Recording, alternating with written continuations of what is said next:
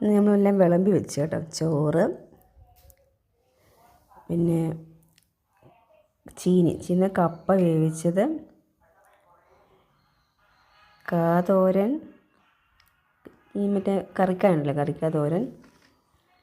ഇത് അപ്പുറത്തുനിന്ന് തന്ന കറി കേട്ടോ. എന്തോ മീനാണോ, കുഞ്ഞ് അയിലയെങ്ങാണ്ട്, അയിലക്കറി, പച്ചമോര്.